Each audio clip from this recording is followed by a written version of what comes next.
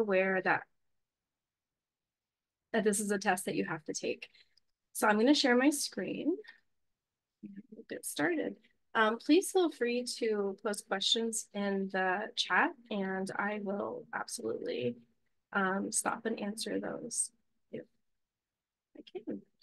All right. So again, my name is Joanne Snapp, and I'm excited to be here with UCLA Pre-Health to give you a little bit of information today about these two situational judgment tests that if you are applying to medical school, MD or DO and DO, you're going to have to take one of these or both of these tests. So just a brief history about what are SJTs. You might hear that phrase, situational judgment test. And I've been around the pre-med and med school world. I used to be the director of admissions out of medical school, started that job in 2010. And I was at the medical school in my admissions role when the SJTs were first introduced to admissions reps. And I remember sitting at a conference, and I remember the AAMC coming in and talking to an entire room of admissions directors. And they said, hey, you know, we're coming up with this new test. And the idea of this test is we're trying to measure basically people's behavior, because what we're finding is that, and this is what they said to us, so this is, you're not going to find this published anywhere, but this is what I remember. They said, you know, we continue to see problematic behaviors in our physicians down the road. So as they get into residency and they become attendings, we're continuing to see problems in their behavior. And we need a tool to measure some of that stuff that we can't really predict with MCATs and experiences and letters of rec. Those types of tools, letters of rec and experiences, aren't really predicting this factor, right? The future behavior. And sometimes there's some undesirable behaviors that are making their way all the way into medicine and then end up causing some problems for patients and peers. So they said, we're going to come up with this test that is designed to predict that. Now that, like I said, that was way back, maybe 2012-ish. The whole idea of a situational judgment test is they're judging your behavior based on a situation. So the whole premise is that past behavior predicts future behavior. So if they could put you in a situation where they can see how you'll behave, then they can judge how you might behave in the future. So they're trying to get inside your head and kind of see like how you think, how you reason through problems and stress, how you react to situations. And they also want to understand how empathetic you are to lots of different situations and people. And to some degree, there's some degree of oral communication skills assessment going on at the same time. So when this first happened, when I was in this room and they introduced this new test, there was a little bit of a pushback, right? Like admissions people were not necessarily excited about this initially. They said, you know, we have already so much going on. They're already paying so much money. They're doing so much. We don't really need another test. But you know, it happened eventually anyway. What I saw right after that happened, though, was a big push in the MMI direction. I don't know if any of you know what MMIs are, but during the interview process, it's called the multiple mini interview. And you basically have a set of 10 interviews that are roughly 8 to 10 minutes each. And in those MMIs, before COVID, we were seeing a lot of situational judgment test-like behavior happening in the MMIs. So what would happen is you'd go into an MMI in person and there would be an actor or an actress or a standardized patient who would be acting out a situation. And oftentimes those situations were one of conflict. So they'd be upset about something and you would have to be in character and you would have to respond to their behavior. You'd have to respond to them yelling at you or crying or just being really mad at you about something. And in that moment, you have no time to prepare. You are responding in real time how you would act in a situation where someone is yelling at you. And I personally, I love that, because for someone who is, you know, can emotionally regulate, who is confident, who knows how to handle conflict, that situation could truly assess how someone would behave in that moment. With COVID, we saw that went away. A lot of that went away because there were no more in-person interviews, and a couple of schools tried to continue doing the situational judgment test through Zoom. But for the most part, we saw almost all the situational judgment tests and MMIs go away, which I was really disappointed about. Now, around that same time, soon after MMIs came out, there was another party, not the AAMC, that came up with a test called Casper. And my guess is that they caught wind that this is coming down the line. So they created this this test. This woman created this test, and we're going to go through that today, what that is. And then just about, 4 years ago, the AAMC comes out and says, hey, here's our test we promised you for several years ago. The AAMC doesn't move quite as quickly on things. So they developed this test over many years. So now we have 2 tests. That's how we end up with 2 tests, is that the Casper is a private company that jumped on this and created a test, and a lot of med schools signed up for that, and they pay Casper to do that. And then the AAMC finally got it together and created the SJT or PREview. And so now, of course, they didn't talk to each other. So now we just have 2 tests that most people have to take, and you have to pay both fees. And some schools use one and some schools use the other. They're supposed to be assessing similar things, yet you'll see today after I go through these 2 tests that they're actually set up very, very differently. So it's a little interesting how that all came about, but I thought you might appreciate a little history lesson there. So we're going to talk about Casper first. And Casper is these are some logistical stuff we'll get through, and then we'll get into the test. So Casper is open right now. It usually opens around March, and it is a online test. It is part of the application process, so it is considered, part of the secondary screening. You have to have Casper done in order to get screened. So you want to take Casper, I would say, by the end of July, so that you kind of line that up with your secondaries. You do have to have a webcam, and it is monitored. So it's a proctored, not a live proctored exam, but they are watching your eyes, and their technology is supposed to be proctoring you.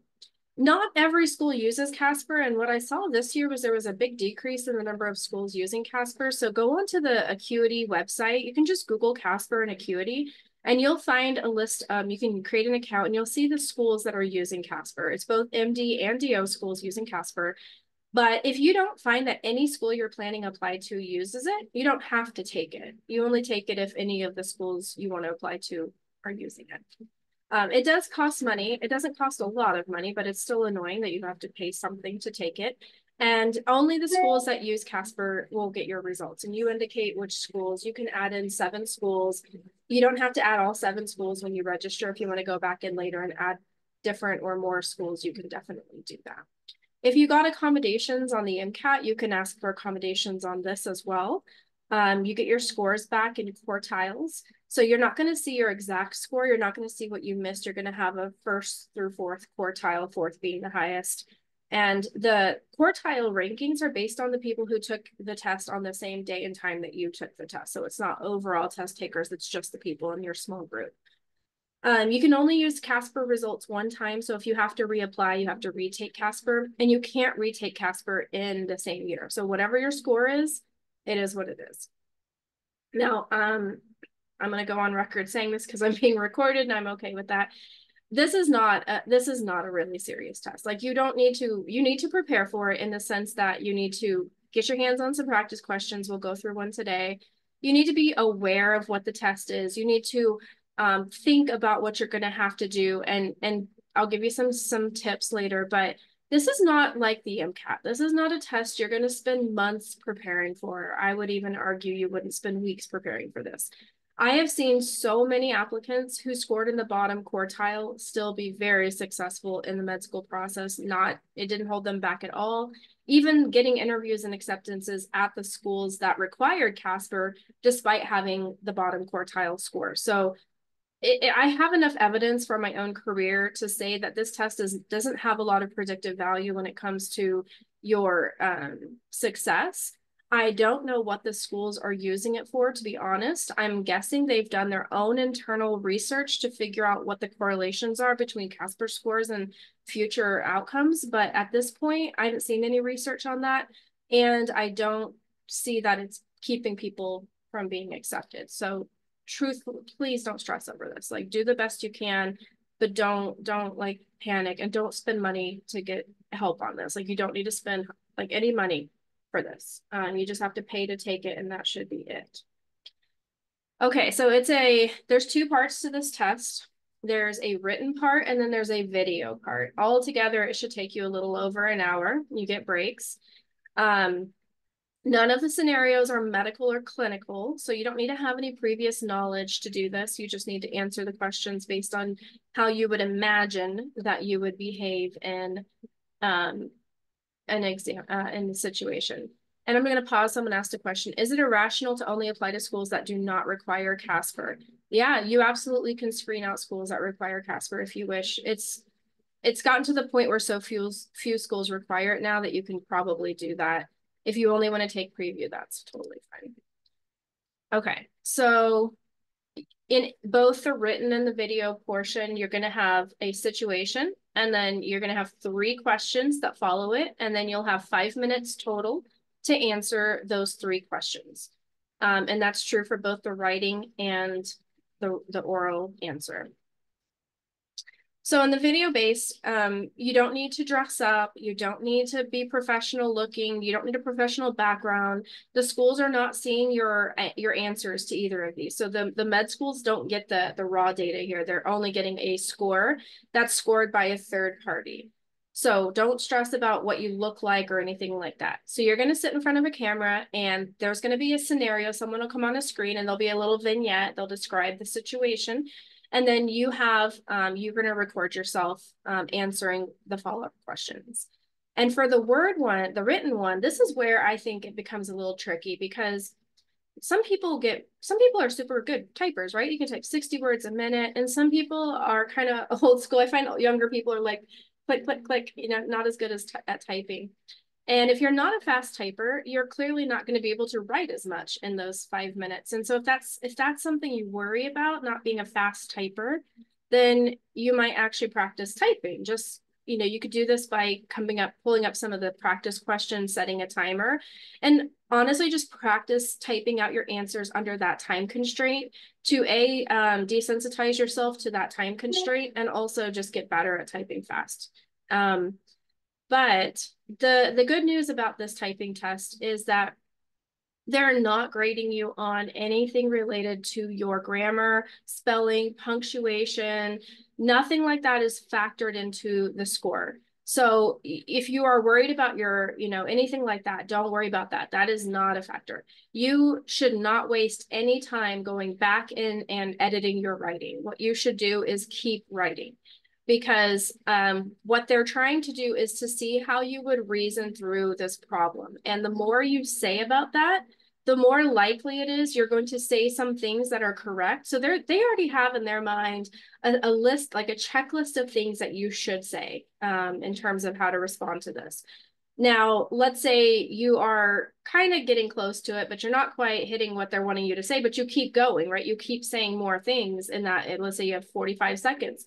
Keep typing, right? Keep exploring your ideas there, because you might end up hitting some of those things that they're looking for.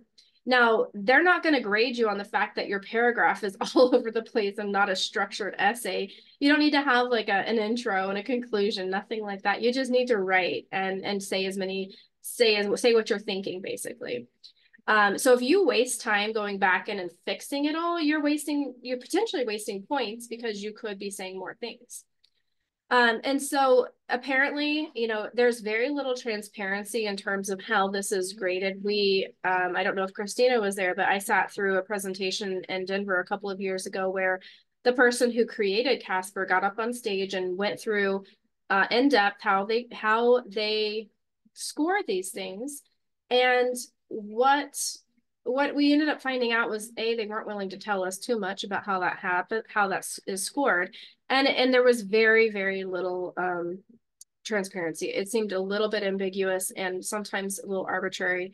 For example, if you use a certain word that creates a certain impression, that could suggest one thing, but if you use a different word that suggests a different thing, that could, make your score go higher. So sometimes word choice, and then definitely how you approach going through the questions.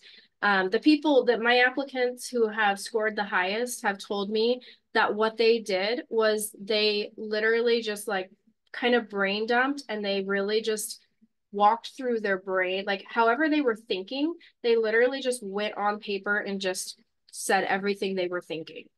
And so that's what I have just secondhand heard from the people who've scored, because whenever someone comes back to me and says they got the top quartile, I always ask them, well, what did you do?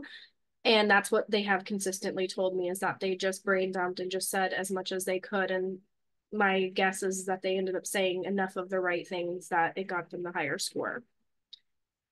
So They're going to be screener or raters who read your responses. They're supposed to be blinded. They're supposed to, line up their scores to make sure that it's fair. And yeah, I think I've said enough about that. Okay, so here are some tips for Casper. In the situations, there are usually multiple people involved. And sometimes there are situations where, maybe someone is stealing something or somebody is breaking a rule or something. And if the rule or the law, whatever's being broken, affects people who aren't even there, make sure that when you're exploring the complicated nature of the situation, that you're showing empathy for everybody who is involved in that situation. So for example, if somebody is stealing from a store, you would say, this action affects not only the person stealing who might get in trouble, it affects the store owner who's losing money. It might even affect, the other customers because prices are going to go up. Every person who's affected by that decision, show empathy for them, but also whatever decision you choose to make in that situation, make sure you also explore how your decision impacts other people. So if you say, if a woman is stealing, or anybody, a person is stealing from the store, and you say, well, if I choose to intervene and say something, that could, create some problems for me. That could create some problems for them. This might be good for this person, but make sure you're showing that as you make decisions, you're thinking about how each decision you make is affecting others. And it's perfectly okay to do if-thens. So if I do this, then this, and this could happen. And if I do this, and this can happen. If you have the capability of getting all of that in the time frame that you have, then go ahead and you can explore how both of your decisions could affect people, ultimately landing on what you're actually going to do if that's what they're asking you to do. If it's a situation where a policy or a law is being violated, always follow the policy or laws. There is no wiggle room when it comes to policies or laws. Sometimes people will, argue that sometimes unethical behavior can be the right thing to do. Not in this case. I would always stick with whatever the rules are, follow the rules, but you can always say that even though they are breaking the law, it still is hard for you to do whatever it is you have to do. You can acknowledge why it's complicated to do this, right? Like if you have to, report a mother stealing baby formula, you can say that's really hard for me to do that because I would feel bad for the mother. I would feel bad for the baby who needs the formula. At the same time, it's not okay to steal. There are other ways to get the formula. And so you can acknowledge how you feel about it and how complicated the situation is, while at the same time acknowledging that it's not okay to steal. And that ultimately has to be the outcome. And this is going to be true. This advice I'm giving you right now is true for MMIs as well. When you get these types of situations, it's perfectly okay to say, this really challenges me, especially if there's any bias, like blatant bias that they're presenting to you. If you see anything that's I'll give you an example. If they say, okay, the woman is stealing baby formula, but she's dressed really nice. Now, that is a clear indication that they're triggering your bias, right? Because you're going to go, oh, well, she's dressed really nice, so she shouldn't have to steal. Well, clearly how someone dresses has nothing to do with whether they are, they need baby formula or not. So that is a clear sign that they're triggering your bias. So when you see something like that, don't ignore it. Just go ahead and address it and say, how she dresses has nothing to do with my decision. And that lets them know that you're aware that what they're doing. They're aware that you're aware that they're trying to get you to reveal your bias. And then people who are not self-aware would actually fall for that. They might actually say, well, because she's dressed nice, she shouldn't be stealing. Therefore, I'm going to turn her in. Someone who's really not aware would say that, right? Someone who's very aware would say, that has nothing to do with it. I'm not gonna make my decision based on how she's dressed. Because that's clearly a level of bias. So these are the 3 big rules that I always tell people to follow. And of course, there are other kinds of questions. I've seen some questions like, how have you demonstrated professionalism, which doesn't really apply to these rules. But anytime that you get the scenario-based ones, if you kind of remember these, it might help you. So let's keep going. I'm going to give you a minute to read this prompt, and then we'll look at the questions, or the questions together.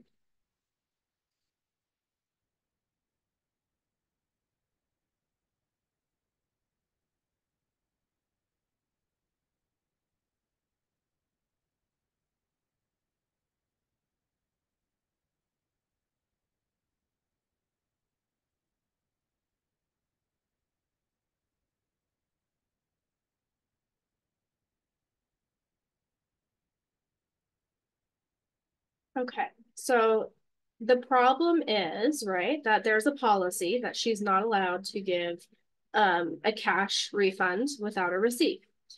However, what's complicated about this? Well, the mother is saying, "Oh, I need the money to buy my daughter's prescription medication." So that's kind of triggering our humanity, right? Like, oh, we want to help her. We don't want her daughter to not have her prescription. So we have to pay attention to that because that makes it a little bit complicated. Usually there's going to be something in a prompt that makes it a little complicated. Otherwise, it wouldn't really be an ethical or an issue, right? It would be a problem. You just follow the policy. So now this person is appealing to our humanity, and they're saying, "Oh, we need this money. However, you're the manager. Or you're not the manager, you're the colleague." And they say, "What should I do?" Are you going to tell your colleague, "Yeah, go ahead and break the policy"? Or are you going to tell them, "Nope, stick to the policy and let this mom and daughter not get the money that they need to buy the prescription"? Puts you in quite a predicament, right? Okay, so when we read these questions, first thing you want to do is identify the problem, kind of quickly in your head, go through what I just did, kind of identify the problem and what's the situation and what is your role here? What do you have to decide? Because if you're clear about what you're deciding on, then it helps you move forward. So before you start typing, read all the questions. What do you tell the other employee? Go ahead and give the refund or abide by the store policy? That was what we just determined, right? Assume you advise the new employee not to give the refund, but she does it anyway. Do you report this? This is so close to MMI questions where it's, if someone breaks the rules, do you tell on them? And if you were asked to establish a policy around refunds for a new store, what aspects would you take into consideration? So the third question oftentimes is a very creative question where it's asking you to produce new, kind of like either pull a story from your past or produce a new example of writing or new thought just to see how you would consider this. So if you read these three questions, I would go, which one is the easiest for me to answer first? Because you have roughly a minute and a half to answer each question. And if you can think of one that's the easiest to do first, you might be able to knock it out in like 45 seconds and give yourself that extra few seconds to, dedicate to a different, harder question. So we can just work from the top down though, just for the sake of doing this. What would you tell the other employee? Go ahead and give the refund or abide by the store policy. So I'm going to totally wing this, right? Let's see. Well, this is a really complicated situation because if I go ahead and give her permission to give the refund, she'd be violating the store policy and I would be aware that she's violating the store policy, which might end up having repercussions for both her and I if she tells the manager that I approved that decision. I know that following store policy is really important. So, and I usually always follow store policy. I don't generally break store policy intentionally. However, I also see how this is a complicated situation because the mother needs the money. And this is definitely going to appeal to my senses and that I don't want to make the mother or daughter suffer and not be able to get the prescription. If there was any way around this, in order to give her that money, I would. At the end of the day, though, I do have to follow the policy and I do have to stick with what the rules are at the school. Or at the store. I would apologize to the mother. I would encourage her if she could come back when the manager is there, that we might be able to give her a refund at that time. But I wouldn't want to lose my manager's confidence by making a decision that violates the policy when they're not there. And so that's kind of how I would think through it. I would just say as much as I could in that minute and a half that I had. Assume you advise the new employee not to give the refund, but she does anyway. Do you report this? I probably would report this to the supervisor, because if I advised her not to, assuming I'm put in charge of the situation, it would be problematic to me if somebody is intentionally violating policies. If she's willing to violate this policy, my question would be, what other policies would she be willing to violate in the future? Also, if the drawer doesn't add up in terms of money, the supervisor is going to want to know why. And they may have already figured out that the drawer didn't add up. And so I think notifying the supervisor as to why the money isn't adding up, would be important. And I also think the supervisor has a right to know if, a policy isn't working, why it's not working. I might offer feedback to the supervisor so that, in the future, this wouldn't be such an issue. And if I had to create a policy around this myself, I would definitely take into consideration, what contingency plans in the event that there are stipulations to the policy. Is there any room for, other considerations, and who has the ability to make those considerations? Is it only the manager, or is there any situation where another employee could possibly override that and make that decision? Yeah, that's kind of all I can think of for that. Does anybody have any other thoughts that I didn't come up with? Because you all are also super smart, and I'm sure you thought of other things. What are you thinking? You can post it in chat or in the questions.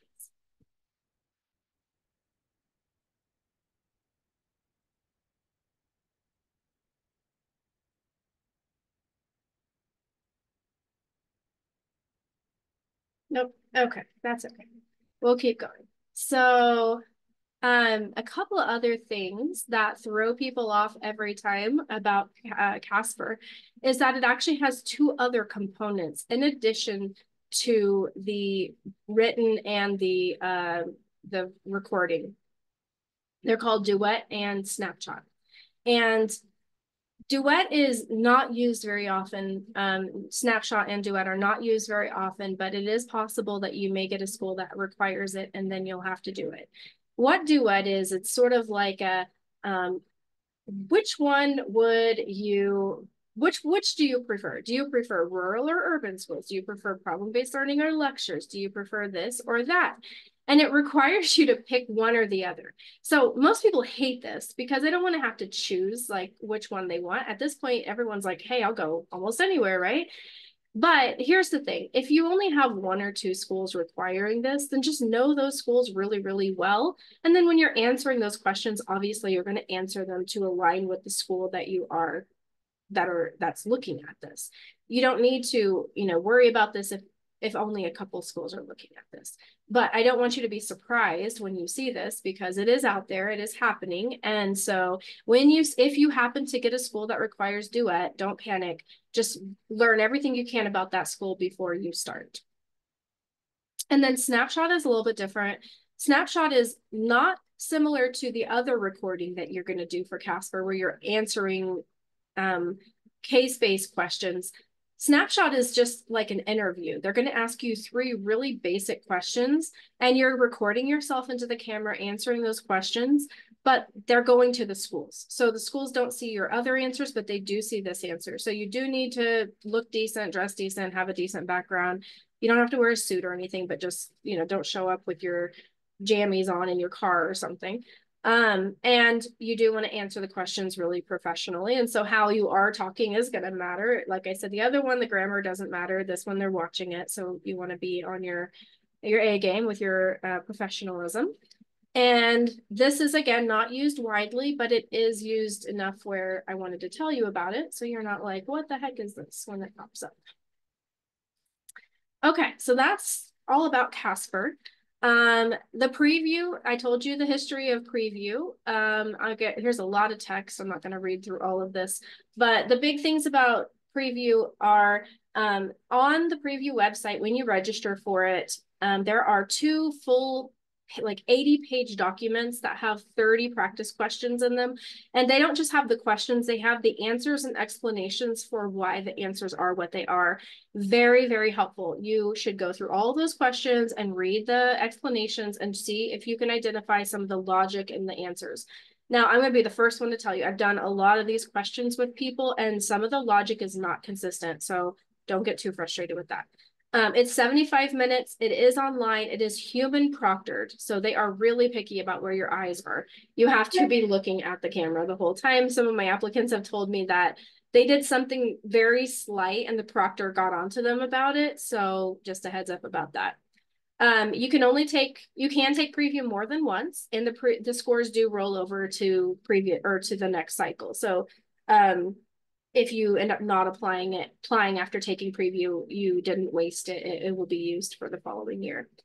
And let's see, what else can I tell you? It does cost money. You can send it to as many schools that are listed on the website.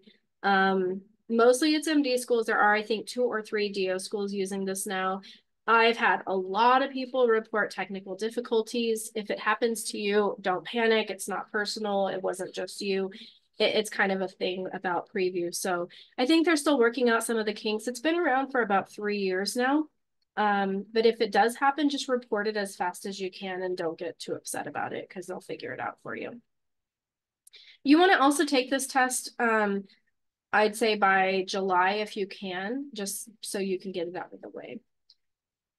So these are going to be non-clinical situations. They're mostly going to be school setting situations. So more from a student's perspective, they're going to be problems that you might encounter in medical school. And actually, a lot of them are your in medical school situations. Look at all, like I said, just go through all of the questions. And if you find that there are people doing lots and lots of practice, like you can use other people's questions, but if you do all 60 of the questions that the AMC gives you and you haven't figured out how to do it yet, I don't think you need more than, I'll be honest, I don't think you need more than that. I think if you do the 30 practice questions, even just 30 should give you a pretty good idea of what they're looking for. Doing more, especially when you have other things to do, for example, study for the MCAT or write your personal statement or write your experience descriptions, those are higher order things than this. This is something you could spend a couple hours on, and once you understand what it's like, then you're good. If you just keep doing more questions, thinking that doing more questions is going to give you a higher score, I'm not sure that's going to happen. I think if you don't know what they're looking for, doing more questions doesn't make that better. You need to figure out what the logic is. And then once you understand the logic, you don't need to keep doing more, right? You understand what to do. So I would use your time wisely. Don't waste time doing hundreds of questions. It's not going to help you. Again, I've seen people who are scoring, 5, 6, it's 1 out of 9, 9 or 10. 5 or 6 is perfectly fine. If you're hitting 50th percentile, you're doing great. I haven't seen anyone get a perfect score on this test. But if you score below that, like 2 or 3, I've also seen these people get into medical school with schools that require it. It does not at this point seem to have any effect on the process. So do the best you can.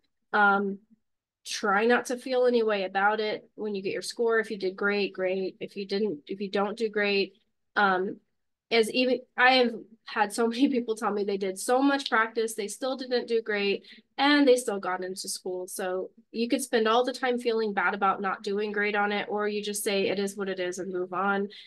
Be prepared. That's the most important thing, is like be prepared for what you're about to encounter so that you're not caught off guard and stressed out. So you want to practice just so you know what to expect and you're not stressing.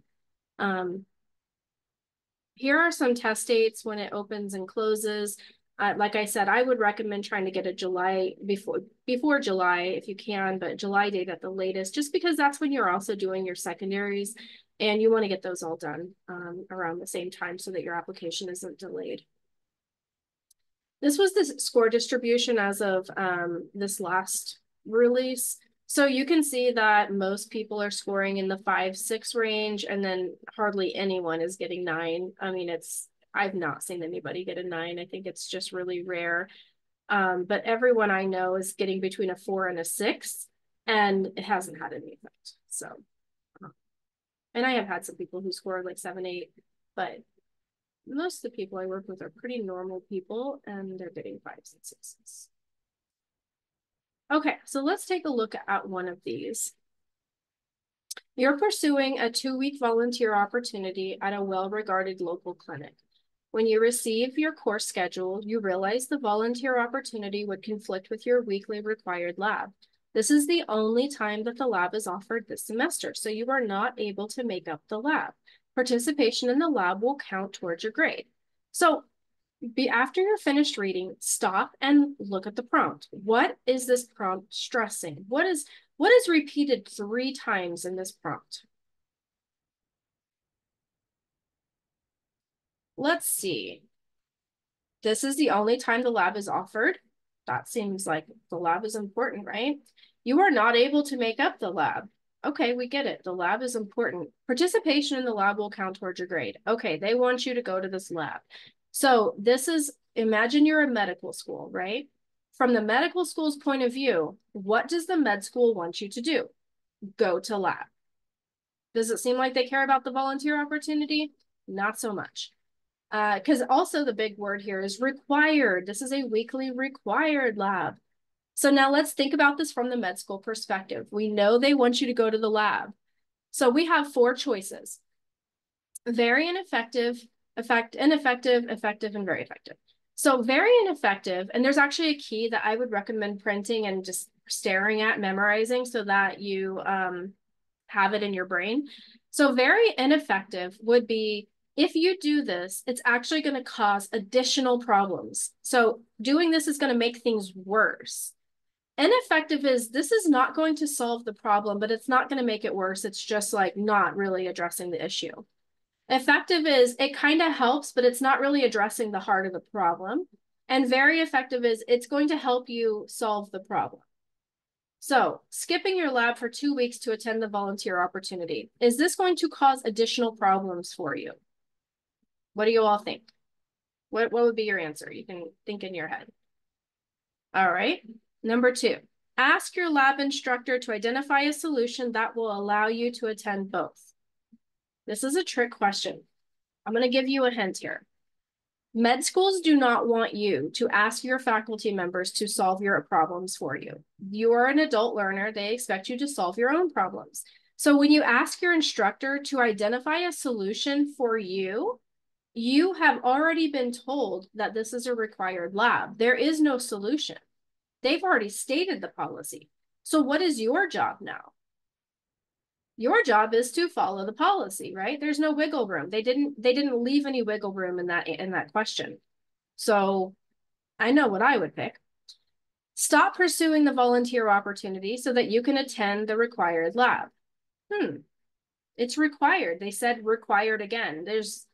They are not messing around here, right? Like, they are making it clear that you need to go to the required lab. So that probably would be effective, right? Because you're going to go to the lab, but it doesn't really solve your problem. Tell your lab instructor in advance that you will miss 2 of your scheduled lab sessions. Is that going to cause any problems? Maybe. Attend the lab and investigate if similar volunteer opportunities are available at another time. Okay, so here's an actual solution to our problem, right? You're going to go to the lab because you have to.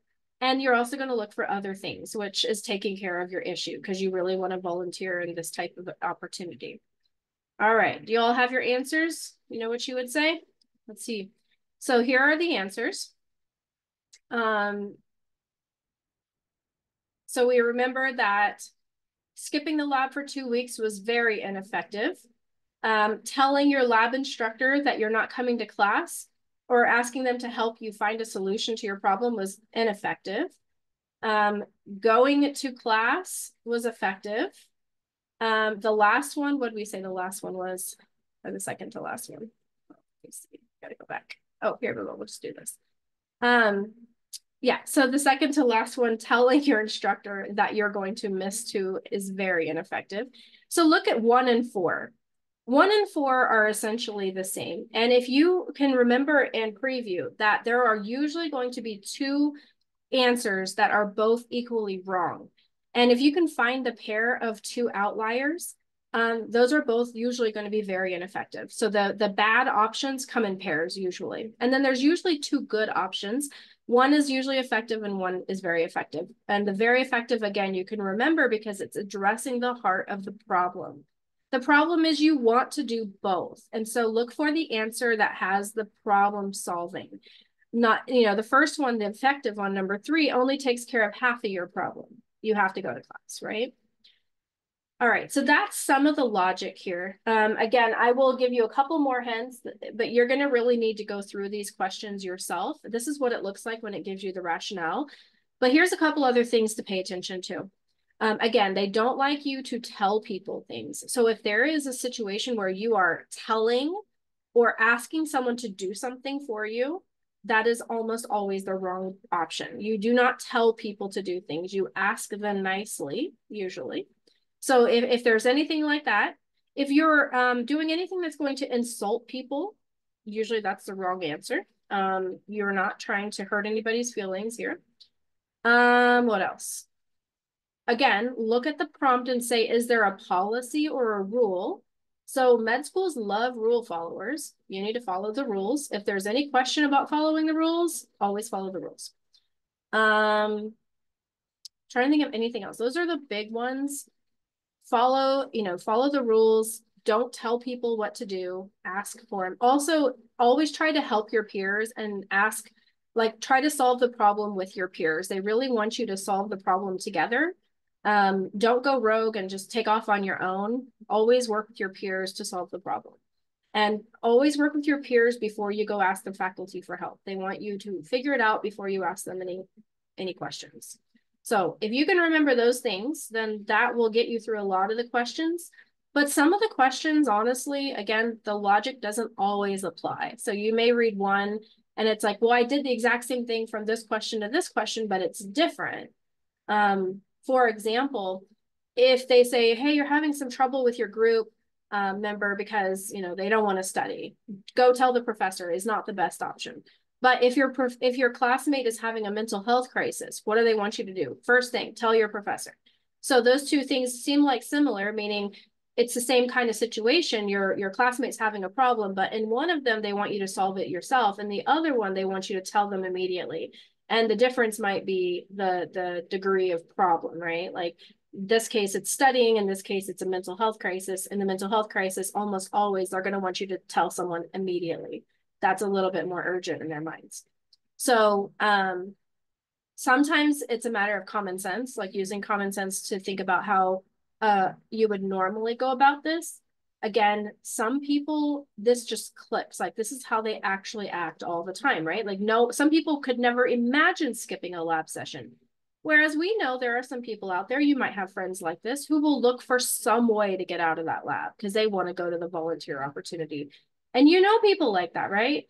And so they may come to this question and go like, man, I know this, this is what I would do. I would try to do this, this, and this because I want to go to that volunteer opportunity. They don't see rules as rules. They see rules as negotiable. And that's a problem for med schools. They don't think rules are negotiable. So those people might not score as high on this test. Is this making sense to everybody?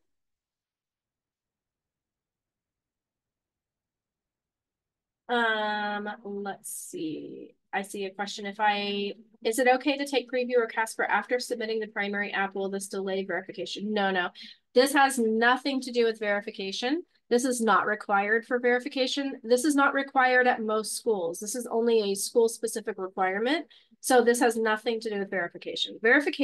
All verification is simply cross-checking your grades on your transcript against what you entered into your application. That is what verification means. Nothing else affects verification. For example, letters don't affect verification. MCAT scores don't affect verification. You can submit your app and be missing letters and scores and still get verified. Okay, here is my information. If you have any questions, I am on Instagram. You can follow me there. I'm doing another boot camp for UCLA on May 5th. It's an AMCAS boot camp, and I'm going to go through the entire AMCAS application page by page and just kind of give you some really logistical tips in terms of getting that app filled out correctly. So if you are interested in learning more about that, it's not a super exciting presentation. It's actually one of the most boring presentations I do, but it is pretty important because some of the questions, it's not always intuitive or clear what they're looking for. So feel free to join me on that. Christina can post in the chat how to access that. Does anybody have any questions today that I can answer for you before I turn it back over to Christina?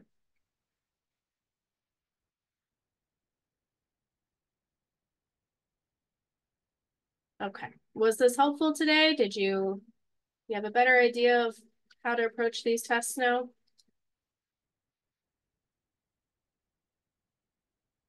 I will take the silence as a resounding yes. Okay, great. Well, Christina, I'm going to turn it back over to you.